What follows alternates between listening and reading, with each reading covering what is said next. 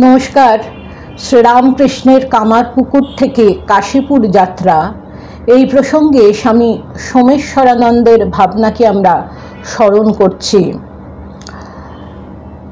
শ্রীরামকৃষ্ণ বলেছেন, বহিরঙ্গ আচার অনুষ্ঠান ছাড়িয়ে অন্তরঙ্গে যাও, ভেতরে যাও ধর্মের অনুভূতিতে।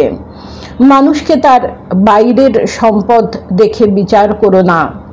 তিনি চাইতেন, ভেতরে যাও, দেখো কতটা অন্তরের সম্পদ, এটাই আসল মানুষ। সমাজের চাকচিক্য নিয়ে মজে যেও না, তার মর্ম কথা শোনো, জীবনে জড়ত্বের গভীরে খোঁজ দিব্যতাকে। গোলমালে গোলও আছে, মালও আছে, গোলটি ছেড়ে মালটি নাও, খোসা ছেড়ে শ্বাস নাও। তাই ঢেকিশাল মহান সত্যের প্রতীক, বাস্তবের ছোঁয়ায়। গদাধর যদি ঈশ্বর হন, যদি মহানাট্যের নায়ক হিসাবে আবির্ভূত হন, তবে কামারপুকুরের মতো অজপাড়াগাতে জন্মেছেন কেন? কলকাতার মতো বড় শহরে নয় কেন? সেই যুগের নবজাগ্রত মধ্যবিত্ত সম্প্রদায়ের ঘরে না এসে তিনি দরিদ্রের ঘরে কেন জন্মালেন? অল্প শিক্ষিত সমাজে কেন এলেন? প্রশ্ন অনেক, উত্তর সহজ। কলকাতায় জ্যোতিষ্কের সমারোহ, নবজাগরণের আন্দোলন শুরু হয়েছে।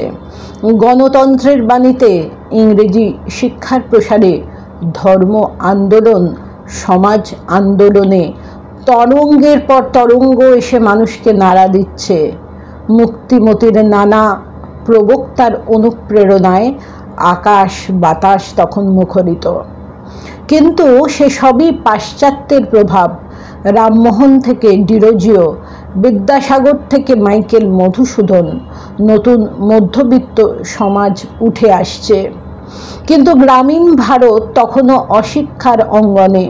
পণ্ডিতদের চোখে কুসংস্কারের আড়ত, পৌত্তলিকতা ও পৌরাণিক সংস্কৃতিতে আবদ্ধ।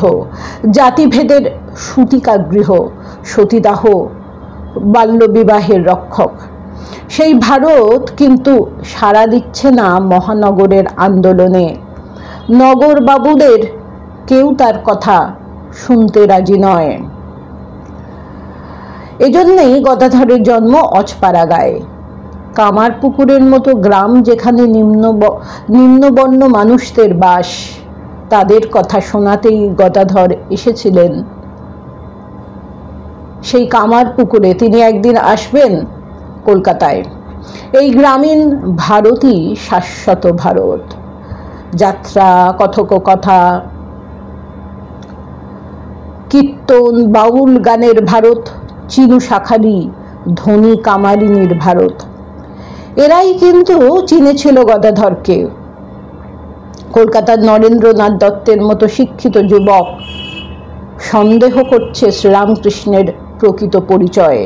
কিন্তু তার আগেই নিরক্ষর চিনু শাখারি শিশু গদাধরকে বুকে জড়িয়ে ধরে বলেছিল, ওরে গদাই, তোকে দেখে আমার গৌরকে মনে হয়, অর্থাৎ মহাপ্রভু শ্রীচৈতন্যকে।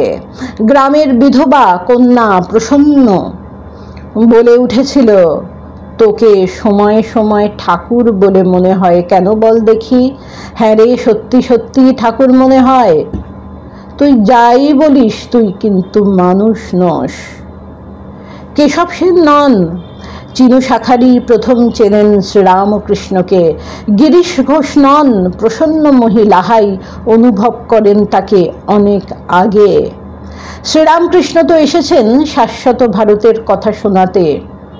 চিরন্তন ভারত, তার 5000 বছরের মর্মবাণী শোনাবে সারা বিশ্বকে।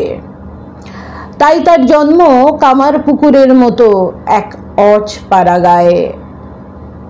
গদাই তাই খেলা করেন মানিক রাজার আমবাগানে, সাঁতার কাটেন হালদার পুকুরে, পড়েন লাহাবাবুদের পাঠশালায়, চুপ করে বসে থাকেন বুধুই মোড়লের শ্মশানে, ভূতির খালে বেড়াতে যান, পাইনদের বিষ্ণু মন্দিরে যাত্রায় শিব সাজেন।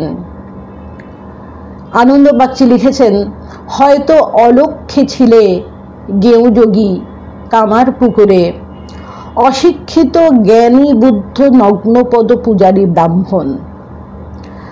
জানে মনে ত্রাণ সেই মন্ত্র, সরল সত্যের সার কথা খুঁজেছ খ্যাপার মতো। নমস্কার।